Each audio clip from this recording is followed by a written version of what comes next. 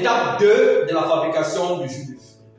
Après la première étape où il était question pour nous de voir les différents moyens utilisés pour sélectionner la matière première, nous passons à la deuxième étape qui est le calibrage et peser des fruits dans votre matière.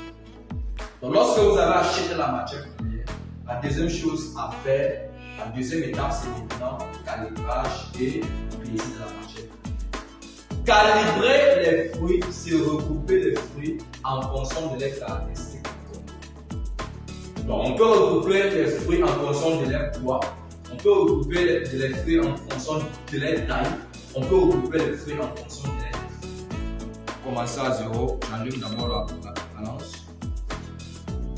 C'est à 0, je vérifie que c'est à 0. Comme vous pouvez voir, c'est à 0. Ensuite, je pose.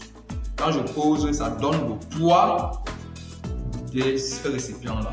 Si j'ajoute le fruit sur ça, dessus, on aura le poids du récipient et du fruit. Maintenant, ça ne sera pas juste. Pour pouvoir uniquement avoir dans le poids du fruit, il y a une place dans la balance qu'on appuie pour arrêter. Donc, pour annuler, ici, c'est dans ce sens. J'appuie là, vous voyez donc, c'est à 0. Je peux donc maintenant peser le fruit. Donc, on a donc notre position.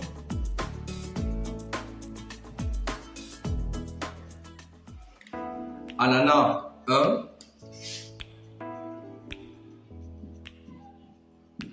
Donc le poids c'est 1920 grammes.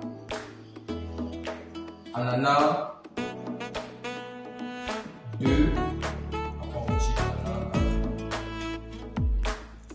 Ensuite maintenant on pèse ananas 2. Donc le poids c'est 2026. Voilà donc le poids de notre matière première. Ananas 1, 1920 grammes. Ananas 2, 2026 grammes. C'est donc la totalité de ces deux poids-ci que nous allons utiliser pour entrer dans la transformation. C'était donc Stéphane Sambou, technologue agricole, expert